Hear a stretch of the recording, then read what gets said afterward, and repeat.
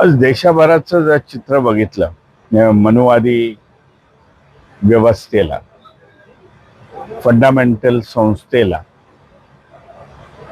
या धार्मिकतेला सरकारच्या माध्यमातून जे करण्यात आलेलं आहे, त्या सगळ्याला जर कोण विरोध करत असेल तर ते आंबेडकरवादी. महाराष्ट्रातच नाही तर पुऱ्या देशाभरामध्ये हा संपूर्ण चित्र दिसत आहे.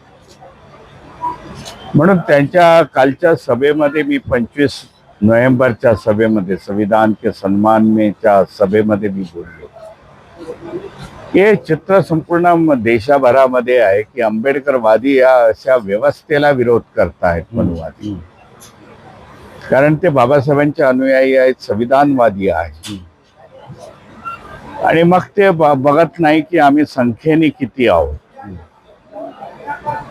परंतु भिडण्याची ते प्रक्रिया, भिडण्याची प्रयत्न ते लोक करतात. कारण हे भीमा कोरेगावचे अनुयायी, त्या भीमा कोरेगावची औलाद आहे असा मी काहीतरी शब्द यूज केला होता. हे देशभराचं चित्र आहे की आंबेडकरवादी आज रस्त्यावरती लढतायत, व्यवस्थेच्या विरुद्ध लढतायत. त्यांना कळून चुकलेलं आहे की ही व्यवस्था उलटल्याशिवाय आपल्याला जे संविधानाने हक्काने अधिकार दिलेले आहेत ते आपले शाबूत राहणार नाही. म्हणून हा कॅनव्हास आपल्याला मोठा वाढवावा लागेल. याच्यामध्ये आपल्याला आदिवासी घ्यावे लागतील, ओबीसी घ्यावे लागतील, महिलांना घ्यावं लागेल. बाबा सरळ सरळ मनुस्मृतीबद्दल बोललं जात आहे.